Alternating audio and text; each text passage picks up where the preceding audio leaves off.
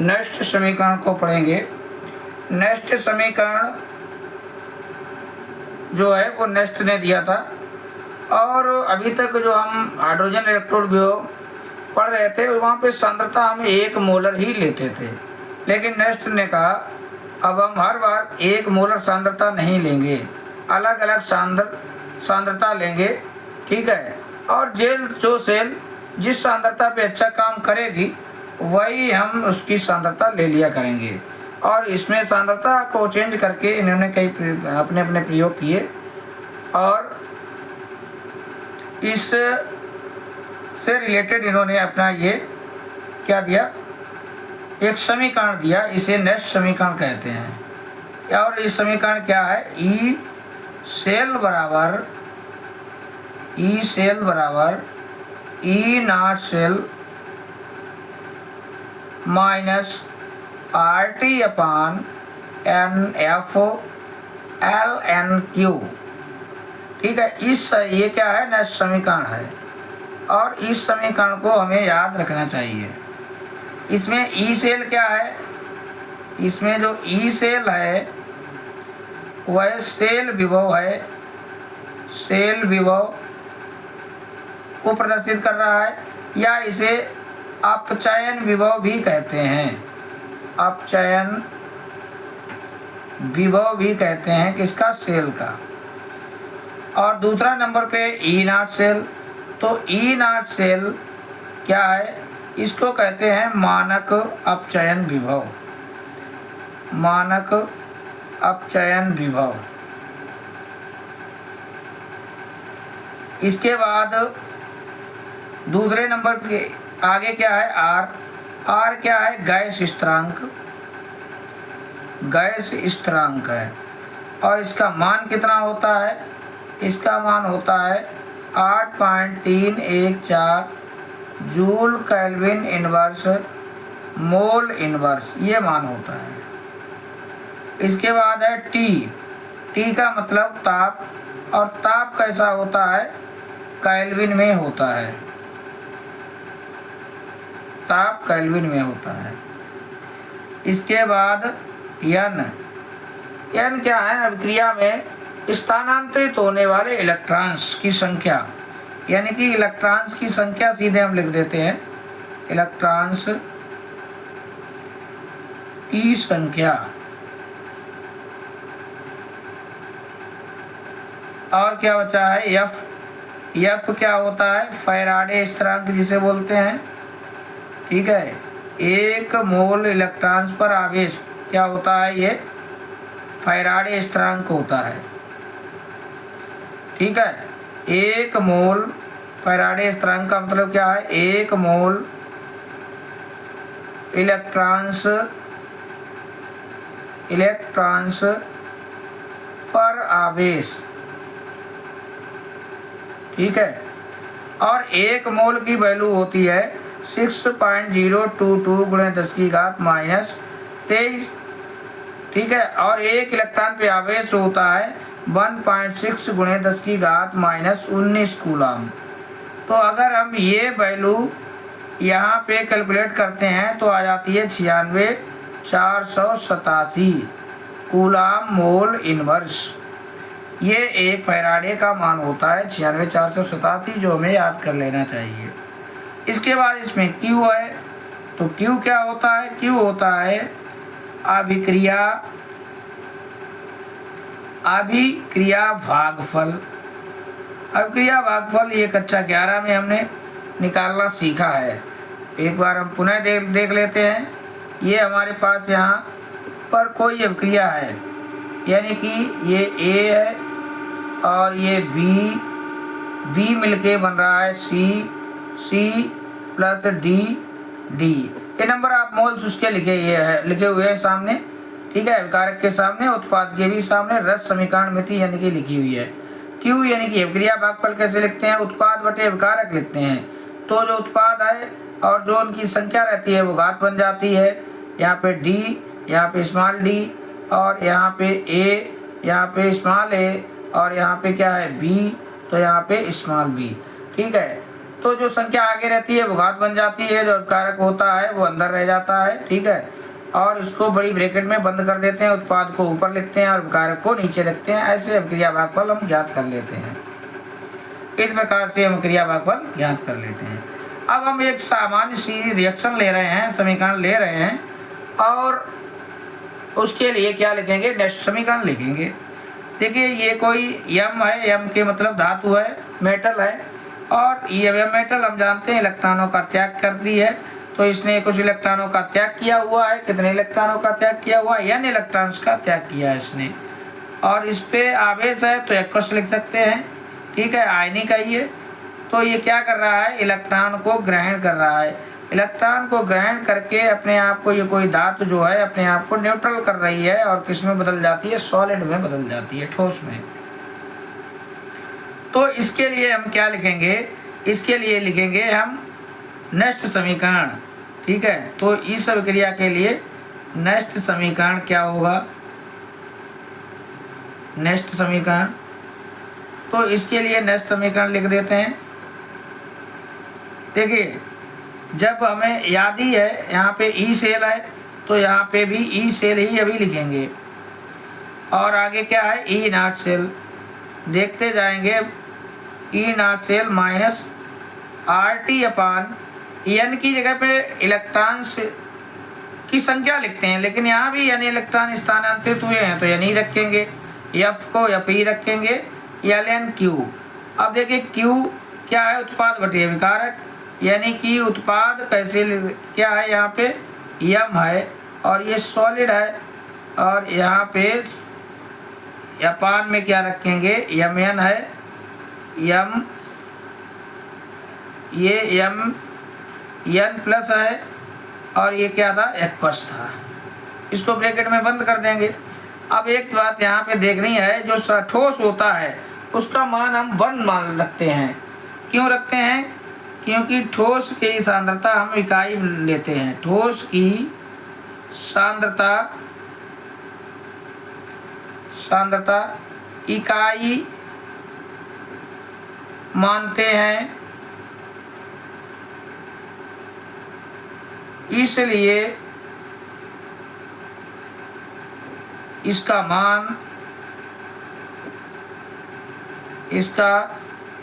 मान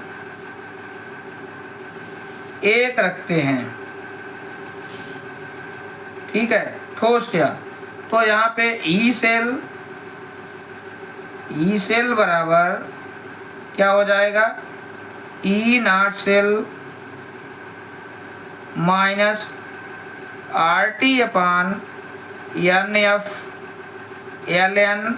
अब इसका मान तो 1 मानेंगे तो यहाँ पे 1 रख देते हैं, और एम एन प्लस ए क्यू। ठीक है, तो ये हमने नेक्स्ट समीकरण लिख दी है इस सामान्य सी अभिक्रिया के लिए।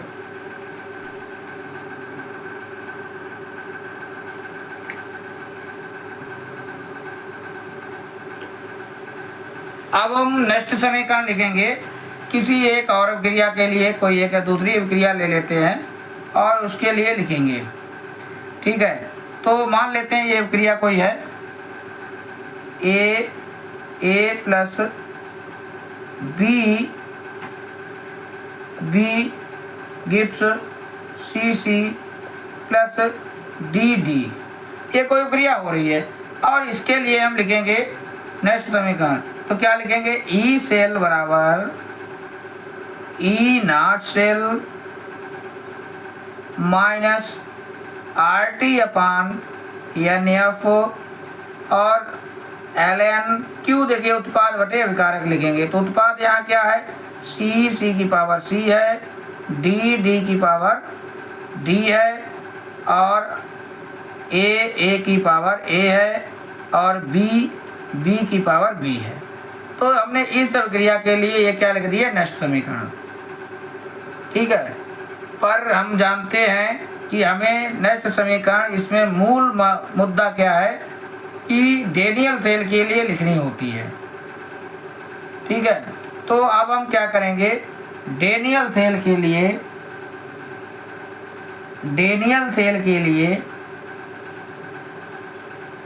सेल के लिए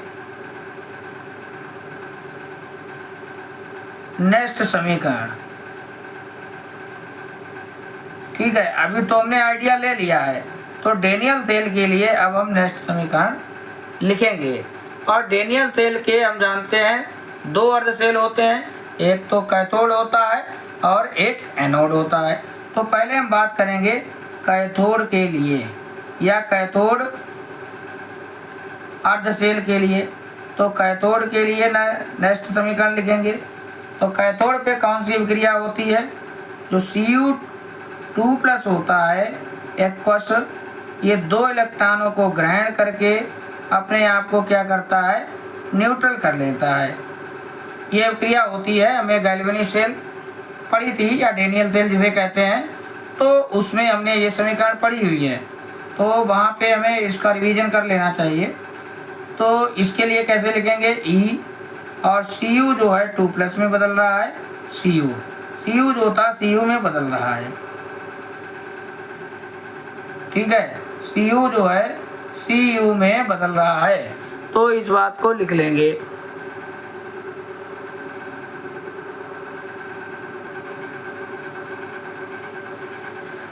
Cu2+ Cu में बदल रहा है, इसको लिख देते हैं। यहाँ पे E0 है, बाकी इसी को लिख देंगे।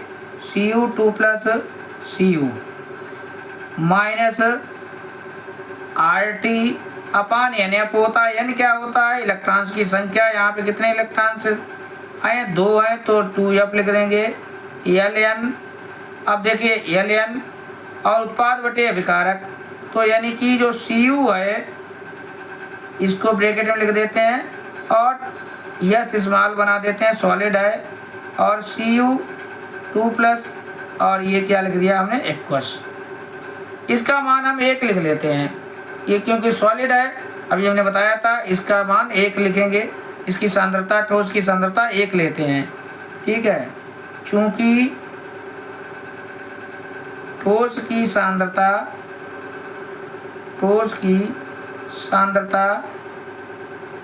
इकाई लेते हैं, तो क्या हो जाएगा? E Cu2+ Cu में बदल जाएगा बराबर E0 Cu2+ Cu में बदल जाएगा। सब सेम लिख देंगे, RT अपान 2F Ln, जहाँ पे इसकी जगह पे एक मान रख देंगे बस, Cu2+ एक्वस रखेंगे। AQ का मतलब एक्वस, सेम सब लिख दिया है। यहाँ पे जो था Cu सॉलिड था तो उसका मान 1 रख देते हैं। ये क्रिया हमने किसके लिए लिख दी है? ये क्रिया हमने लिखी है कैथोड के लिए। इसके बाद क्रिया लिखेंगे एनोड के लिए। ठीक है, 2 अर्ध सेलें रहती हैं, एक कैथोड एक एनोड। तो एनोड के लिए, एनोड पे कौन सी अभिक्रिया होती है? यहाँ पे अपचयन ही अभिक्रियाएं दोनों लिखेंगे। ठीक है, तो एनोड पे जो होता है Zn2+, ये 2 इलेक्ट्रॉनों को ग्रहण करके सॉलिड बन जाता है। ठीक है, और ये आयन है तो एक्वस लिख रहे हैं यहाँ पे, ये अभिक्रिया होती है। तो इसके लिए भी, इस अर्ध सेल के लिए भी हम क्या लिखेंगे? नेस्ट समीकरण। ठीक है, तो नेस्ट समीकरण क्या होगी? Zn नहीं, E Zn2+ किस में बदल रहा है? Zn में बदल रहा है, और बराबर E0 Zn2+ किस में बदलता है? Zn माइनस RT अपान 2F। ठीक है, और Ln, और क्या लिखेंगे? Q का मान उत्पाद बटे अभिकारक। Zn कैसा है? यस, ये सॉलिड है तो इसका मान 1 रखेंगे, और बटे में क्या रखेंगे? Zn2+, और 2+ ये क्या है? एक्वस है, और इसको बंद कर देंगे। ठीक है, तो ये हमने मान निकाल लिए हैं दोनों अर्ध सेलों के। अब हमें क्या निकालना है? डेनियल सेल के लिए। दोनों ये अब ये डेनियल सेल के लिए निकाल रहे हैं, ये अर्ध सेल का है और ये अर्ध कैथोड के लिए था, ये एनोड के लिए था। अब हम सेल विभव लिखेंगे, ठीक है। सेल विभव कैसे निकालते हैं? सेल विभव बराबर होता है ई कैथोड माइनस ई एनोड, ई कैथोड माइनस ई एनोड, ये रहता है। और ये दोनों मान हम उठा के यहाँ से यहाँ रख देंगे, तो थोड़ा इधर लिख लेंगे, नहीं तो आ नहीं पाएगा पूरा मान, ठीक है। तो यहाँ पे लिख देते हैं ई कैथोड का मान, यानी कि ये आया हुआ है, पूरा उतार देंगे यहाँ से देख के, ठीक है। ई नाट सी यू 2 प्लस किस में बदल रहा? सी यू में, minus R T upon 2 F L N 1 upon C U 2 plus aqueous. सही है, ये आ गया। अब माइनस का चिन्ह है, यहाँ माइनस लगा दीजिए, लगा दिया। अब ये वाला मान ई एनोड पे जो आपने नेक्स्ट समीकरण लिखी, इसका नाम मान यहाँ रख दीजिए, इसका पहले हमने रख दिया, अब ये वाला मान रख देंगे। तो माइनस ई नाट, थोड़ा इधर बढ़ा लें, जेड एन 2 प्लस इसमें बदल रहा है जेड एन में, minus R T upon 2 F, ठीक है, एल एन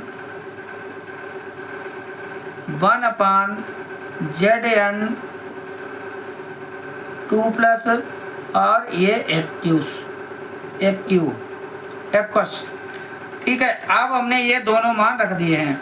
और लेकिन ध्यान रखना, यहाँ पे ये मान कैसा था? माइनस में था, और अगर यहाँ पे पहले से माइनस है तो यहाँ पे क्या हो जाएगा? प्लस का चिन्ह आ जाएगा। इस बात को ध्यान रखेंगे, यहाँ पे माइनस है और पहले से यहाँ माइनस लगा हुआ है तो ये मान प्लस का हो जाएगा। अब हम ये वाला पोर्शन, ये इसको और इसको सी यू और जेड एन को दोनों को पास पास ले आएंगे, यानी कि E naught C U 2 plus oblique C U minus E naught Z N 2 plus Z N minus R T upon 2 F. बचे हुए दोनों पार्ट लिख देंगे। 2 एफ क्या है? इसको लिख देते हैं पहले L N 1 upon C U 2 plus, ये क्या है? एक्वस है, ब्रैकेट बंद, ठीक है, plus R T upon 2 F L N क्या है? 1 अपान जेड एन 2 प्लस और एक्वस है, ये ब्रैकेट बंद, ठीक है। तो ये मान हो गया है। अब इसके बाद हम क्या करेंगे? देखिए, ये पेज भर गया है, इसमें अब हम क्या करेंगे? Minus R T upon 2 F कामन ले लेंगे, ठीक है, माइनस भी कामन लेंगे, और इस मान को इसको हम क्या लिख सकते हैं? ये ई नाट कैथोड माइनस ई नाट एनोड ही है, इसको हम लिख सकते हैं ई नाट सेल। क्या लिख सकते हैं इसको?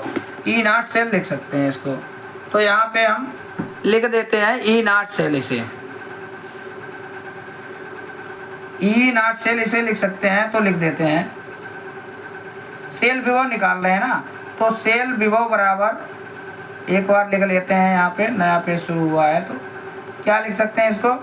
ई नाट सेल इसको लिख सकते हैं, माइनस अब आर टी अपान 2 एफ हम यहाँ पे कॉमन ले लिया है, ठीक है। अब बचे हुए को ब्रैकेट में लिखते जाएंगे, L N 1 upon C U 2 plus, ये एक्वस है तो एक्वस लिख दिया, प्लस अब देखिए यहाँ पे प्लस है लेकिन हमने माइनस पहले से कॉमन ले लिया है, इसीलिए यहाँ पे माइनस आ जाएगा। क्या आ जाएगा? ये माइनस चिन्ह हो जाएगा यहाँ पे, माइनस, ठीक है। और क्या बचेगा? आर टी अपान 2 एफ बाहर चला गया, तो यहाँ L N 1 upon Z N 2 plus aqueous और ब्रैकेट बंद, इतना ये हो जाएगा। इसके बाद थोड़ा हमें यहाँ पे ये मैथ के टर्म्स लागू हो जाते हैं। देखिए ln जो होता है, ln 1/x जो होता है उसको हम लिख सकते हैं -ln x। ठीक है, तो इसको हम यहाँ पे अप्लाई करेंगे तो यहाँ पे आ जाएगा ये E0 सेल -RT/2f ln 1/, इसको बंद नहीं किया था, बंद कर दें, cu 2 + एक्वस और बंद कर दिया इसको। ठीक है, तो यहाँ पे देखिए पहले से ही माइनस है, तो ये ln 1/x को हम क्या लिखते हैं -ln x। ठीक है, -ln x लिखते हैं। तो यहाँ पे क्या लिखेंगे हम, यहाँ पे पहले से ही माइनस है तो यहाँ पे हो जाएगा प्लस, और ln इसको लिख देंगे zn 2+, zn 2+ लिखेंगे। ठीक है, और ब्रैकेट को बंद कर देंगे, ये हम लिख देंगे। इस सूत्र को ln 1/x को ये -ln x लिख सकते थे, तो हम यहाँ पे देख रहे हैं पहले से माइनस है तो माइनस क्या पर लाना है तो माइनस प्लस हो जाएगा, और ln रखेंगे और जो नीचे वाला मान है वो ऊपर लिख देते हैं। zn 2+ है तो zn 2+ लिख देंगे। ठीक है, तो अब हम आगे देखेंगे कि ln x प्लस ln जो y है इसको हम लिख सकते हैं ln x × y, ऐसे लिख सकते हैं। तो यहाँ पे E0 सेल बराबर -RT/2f, ठीक है, -RT/2f और ब्रैकेट में है ln, और इसको क्या लिख सकते हैं इकट्ठा करके लिख देंगे जो वैल्यू ऊपर है, यानी कि ln x + y को x × y लिख सकते हैं, एक साथ लिख सकते हैं, लेकिन जो चीज़ ऊपर है वो ऊपर ही रहेगी, नीचे है वो नीचे रहेगी। तो यहाँ पे zn क्या है ऊपर है 2+, और cu 2+ जो है बच्चों नीचे है, इसको ऐसे लिख देंगे। ठीक है, अब हम क्या करेंगे लास्ट में, क्या करेंगे,